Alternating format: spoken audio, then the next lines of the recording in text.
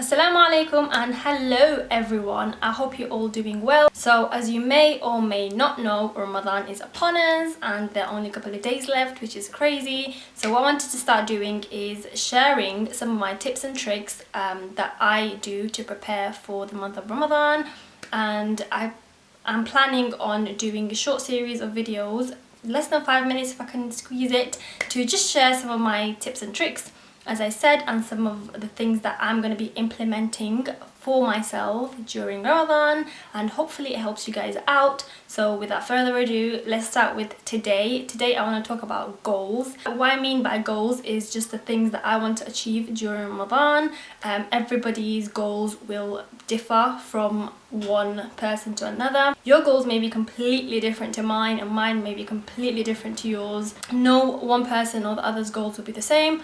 It's all just depending on what you want to achieve and what your weaknesses are and how you want to strengthen your weaknesses, or how you may want to work on them. Cater your goals or things that you want to achieve based on yourself. Remember that everyone's goals won't be the same. You will need to cater it depending on the level of knowledge you have, depending on how much you practice, and depending on what you want to achieve and what you want to improve in yourself. Make sure you set yourself realistic goals, something that you know you can achieve. If I give you a little example, in the past Ramadans that have gone by, I used to set myself very high goals, which isn't necessarily a bad thing, but you need to cater your goals depending on what situation you're in. If you're a mum, if you're working, if you're someone that's going to university every day or to school every day. Kind of goals like, I want to read 50 pages of Quran a day, when you know you go to university or you go to work at certain amount of hours, and and then you want to come home and you'll be tired.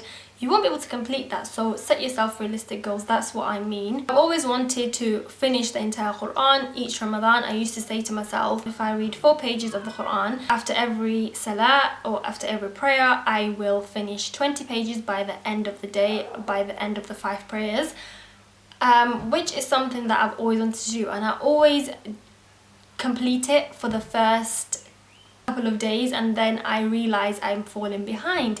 And the more I fell behind, the more I get discouraged to even continue with reading the Quran, because I'm thinking, oh my god, I have so much more to read to catch up, and I just think, oh, I can't catch up now, I have missed so much, and then eventually I find myself not even reading anything. So last year and this year I've set myself the goal of reading 1 page every day. Okay, so just 1 page every day, and obviously you could do more, and I did do more. This is how I know this trick works.